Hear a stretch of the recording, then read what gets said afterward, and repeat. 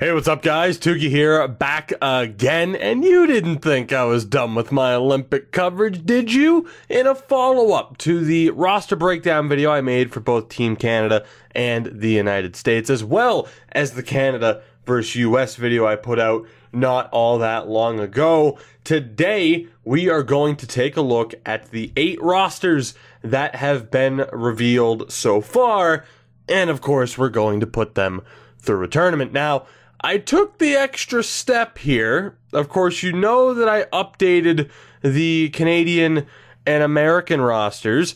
I also updated every other roster, including making the entire South Korean team. Because I'm a madman, for whatever reason, I felt it necessary. As I'll give you guys a look at each team. Ratings for most of these players, completely my opinion on where I would rate them for this tournament specifically. I'm not going to get into whether or not Ben Scrivens would be a 76 overall goaltender, for example, if I were to be editing the rosters for a custom roster update, as you get a look at the Czech team. And to be honest, there were a couple of surprises. I almost feel as though I should make a video not talking about every roster, but I feel like I should make a video talking about the best of the rest outside of Canada and the US, particularly with the Czech team, as holy hell, I had never heard of Pavel Francouz. I hope I'm pronouncing that correctly. This guy is a monster, an absolute monster. Do some research on this guy. He is it's possibly, maybe, more than likely, the best goaltender that you've never heard of. His numbers are ridiculous. So that is, of course, one of the bright spots of the situation we find ourselves in with the upcoming games not having, NHL involvement. Is you get to have some of these guys on the team, as I've talked about before. You not only get to have these guys on the team that wouldn't have gotten there otherwise, but you also discover some of these players where, not that you needed the reminder necessarily that there's some incredible talent outside of the NHL, particularly in the KHL, but it's just ridiculous. Anyway, yes, I put the South Korean team on Team Japan. Like I said, though, this is the South Korean roster. Everybody is here. I was going to make a created team. There's no South Korean team name or call name. And yes, guys like Alex Plant, Brian Young, Reagan, as well as the starting goaltender Matt Dalton are all of dual nationality. There's no, Seoul isn't an option. None of the big cities in South Korea are an option. So there's really no way to make a South Korean national team. I could have just named them the Seoul whatever, just to have them be there, and that's not an option.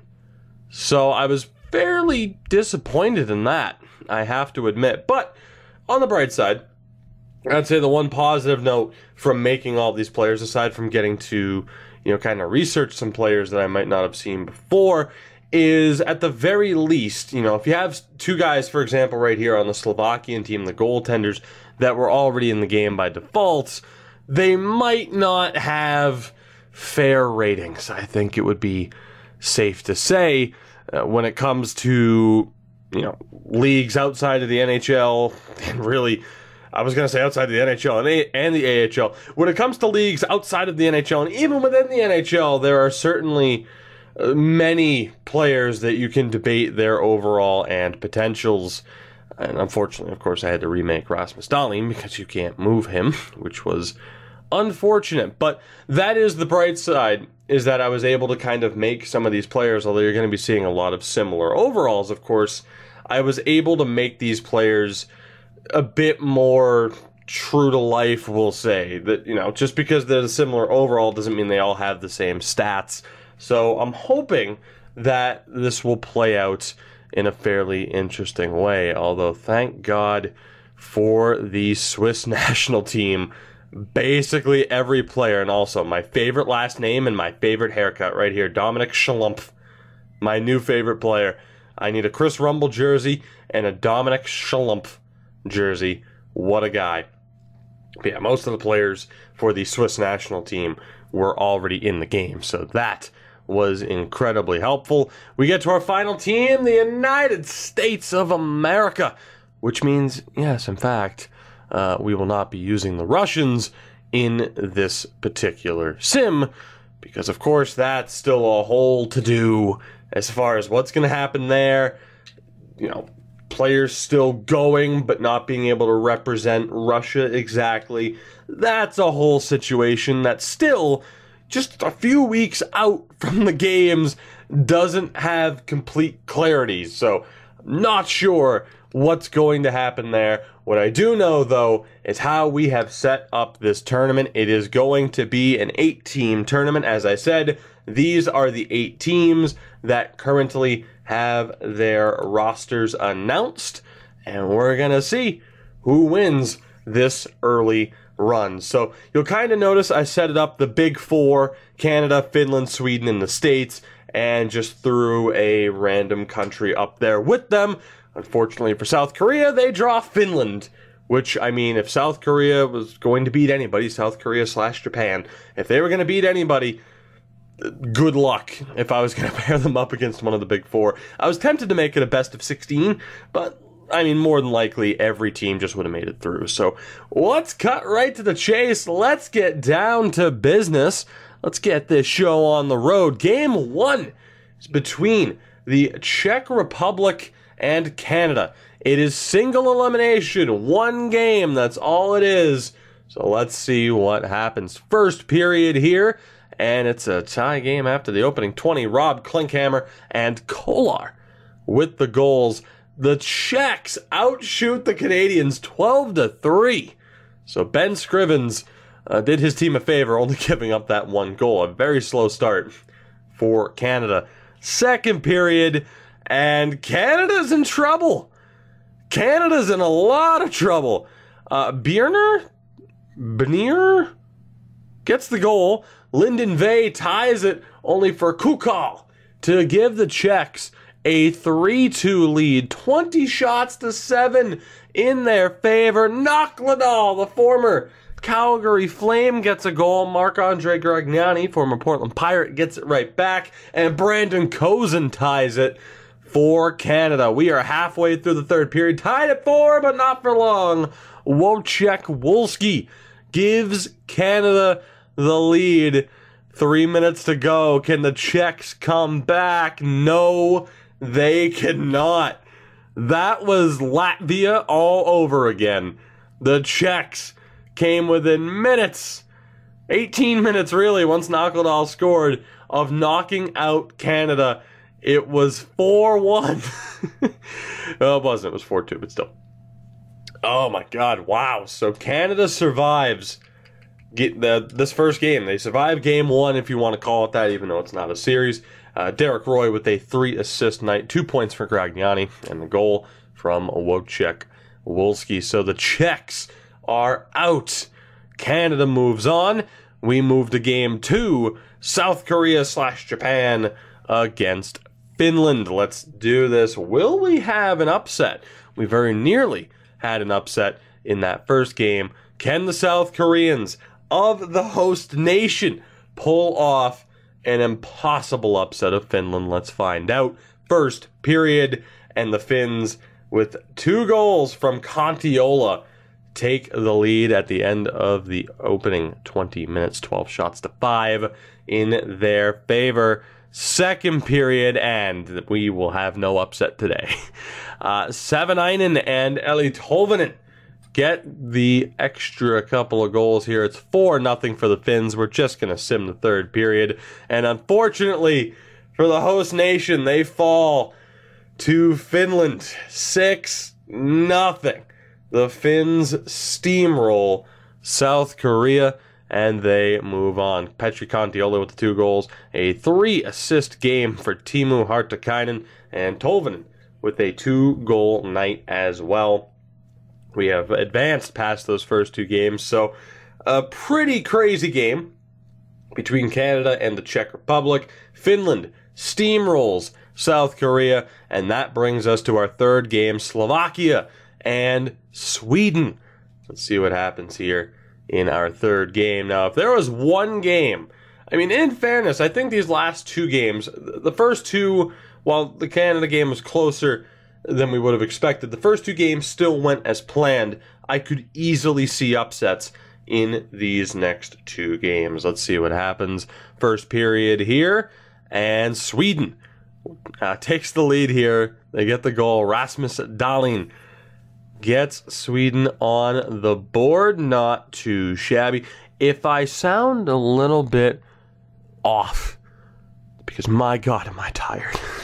But after editing everything, I wasn't going to wait until tomorrow to record this video. Wasn't going to do it. Second period between the Swedes and Slovakia, and it's scoreless. 21 shots to 16 in Sweden's favor. Slovakia is still in this game, but they need a big-time performance here in the third period. Victor Stalberg makes it 2. Pavlovic, though, gets them back in it. All right, we have ourselves a game. 8.5 minutes to go. Still 2-1 Sweden with now 3 minutes to go. Can the Swedes hold on? Anton Lander gets the insurance goal. No empty netter needed. Sweden survives. So far, the favorites are 3-3. Sweden over Slovakia. And that leaves us just one game left in the opening round. Jonas Enroth with 24 saves. He was your first star of the game. Victor Stalberg with the goal and a 2-assist night for Linus Omark. That sets up the Americans against Switzerland. Let's do this. Now, this is the game where I could absolutely see an upset occurring. Let's find out what happens here. Jonas Hiller in net for Switzerland. First period is scoreless. 14 shots to 8 in favor of Switzerland. But nothing happening on the scoreboard, at least not yet through the opening 20 minutes. Second period is still scoreless. We have ourselves a goaltending duel. Jonas Hiller against Ryan Zapolsky. Who will break first? Third period, let's go. Talking about the high chance of an upset. I don't know if it gets any closer than this. Aside from Canada almost losing, but Mark Arcabello gets the opening goal of the game, but Eric Blum has tied it. Brian O'Neill gets it right back, though. Under 2 minutes later, the States have the lead with 5 minutes to go. Can they hold on? Will the favorites go 4-4? Yes, they will.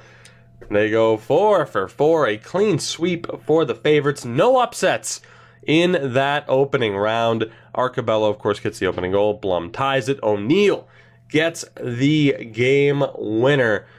Ryan Zapolsky, the first star of the game with 35 saves. 2-point night for O'Neill. And, of course, the goal from former Leaf Mark Arcabello, former Oiler as well. And that brings us into the second round. It's Canada and Finland. The U.S. will play Sweden. Let's see how this goes down. Finland and Canada. Canada came so close to defeat in the first round. Finland steamrolled South Korea. First period is scoreless, 10 shots to 7, so no slow start from the Canadians this time out, but we are still scoreless. Second period, and yet again, we are scoreless. 18 shots to 13 in favor of Canada, but we are still deadlocked. We enter the third period here, where the next goal could be crucial, and it's Brandon Kozin to get the goal. However, the Finns, not to be outdone, Kontiola gets his third goal in 2 games to tie this one up, as we are down to the final stretch here. 5 minutes left in regulation. Lyndon Vey beats Kari Ramo. Will that be enough? Yes, it will. Canada survives the goal from Lyndon Vey with 3:09 to go in the third period. The Canadians outlast the Finns, and they are moving on to the gold medal game. Ben Scrivens with a 26 save performance, and in fairness to Kari Ramo, he also had 26 saves. Unfortunately for him, and unfortunately for the Finns, it was not enough. Don't know why I went back to 3 stars. I think that's just habit more than anything. That leads us to the Americans and the Swedes. Who will play Canada in the gold medal game? Well, let's find out. First period, and it's a crazier start than I certainly expected. Brock Little and Chad Kolarik with the opening goals for the Americans. 2 goals in 35 seconds, no less. Eric Gustafsson, though, former Blackhawk, I do believe, gets the goal with 36 seconds left in the first period to keep Sweden in it. 14 shots to 11 in favor of the Swedes, but they are trailing on the scoreboard. Second period is scoreless. Sweden now has a 24-18 advantage, 24-18 shot advantage, but it hasn't made a difference just yet. Third period, can the States hold on? Or will Sweden fight back and potentially force overtime? Or win it outright in regulation? Who will play Canada in the gold medal game? 5 minutes to go. Can Ryan Sapolsky shut the door for the States? Yes, he can. And that sets up a rematch from the 2010 games in Vancouver. Now, when we ran this initial series, of course, I did Canada versus the U.S. Spoiler alert for that video, the U.S. got stomped. The U.S. got absolutely stomped. We'll see what happens. Chad Kolarik, though, was your first star of the game. Zapolsky and Enroth, second and third in those rankings. Again, we have ourselves a gold medal game. As far as who won the bronze between Finland and Sweden, that's up for you to decide. I don't know. Choose your own adventure. Canada and the States. One more time. Let's go. Well, let's do this. The gold medal game. Can the U.S. find a little bit of redemption, or will Canada continue to prove to be dominant with or without NHL players? First period is scoreless, 10 shots to 7 in favor of Canada. Second period, still scoreless, 22 shots to 12 now for the Canadians. But Ryan Zapolsky is keeping his team in it. Third period, we are scoreless in this gold medal game. Can the States find a way to get the goal? Canada unable to capitalize on the power play. Little and then Jim Slater. 2 quick goals for the States. 5 minutes to go. And do you believe in miracles? The impossible dream. They get absolutely smoked in our first run. We ran a series, a 7-game series between Canada and the U.S. not that long ago on the channel. Today was America's day. 2-0 in the gold medal game. Ryan Zapolsky able to carry the team to victory. Meant to click on the deal there for stats, but that's all right. It's beautiful. America reigns supreme. I do want to take a look at the tournament stats here, though, as Gentila for the Finns led the way with 4 points. I imagine the goal-scoring king was Contiola, and indeed it was. Brock Little picked a fairly good time to have a strong performance, as again, the States win it. Jim Slater had 17 hits. He's a monster. LaPierre was up there as well. And as far as goaltending goes, I think we know who the crown goes to. Oh my God. Ryan Zapolsky with a .980 save percentage. He gave up 2 goals on 102 shots. Kari Ramo with a .947. Enroth with a .941. Hiller a .931. Scrivens, only a .907 for Ben Scrivens. Lako with the .900. Matt Dalton for South Korea struggled. Shockingly, though, it was Francouz who I hyped up at the beginning of this to be a goaltender to watch out for in the upcoming games, and he struggled, to say the least. A .761 save percentage. He gave up 5 goals on 21 shots. Guys, that will do it for this little experiment. Hopefully worth it. More worth it from my perspective. Like I said, to make, to update the rosters, to make everything, at least somewhat accurate. I do enjoy the process of researching these players, seeing who these guys are. Like I said, given the circumstances of the NHL not being involved. I will ask you again, though, because I know the vast majority of you will disagree with the result of this sim. What do you think will happen when the Olympic Games begin in just a few short weeks? Will we see an upset, or will it be yet again another superpower taking the crown? Canada, obviously the odds-on favorite for good reason. But as I mentioned, when you kind of look at some of these players and some of these teams, I think we are in. I think we are due for a tremendously entertaining tournament, and I hope that is actually the case. I mean, obviously, who doesn't? Who doesn't want to be entertained by Olympic hockey with or without NHL players? So, guys, again, let me know down in the comments below what you think will happen in the actual tournament moving forward. How do you think, by the way, the definitely not Russia team will do, as long as that's still going to be a thing? And as far as your team goes, the team you are rooting for in this tournament, who do you think your key player is going to be throughout this tournament? If you enjoyed this video, know what you can do. You know what you can do to support this channel and the video. Leave a like and subscribe if you haven't already done so. Links are in the description to my Twitter and Twitch. Give me a follow on both of those platforms if you have not already done so. And until next time, guys, have a good one. Take it easy. I'll catch you later.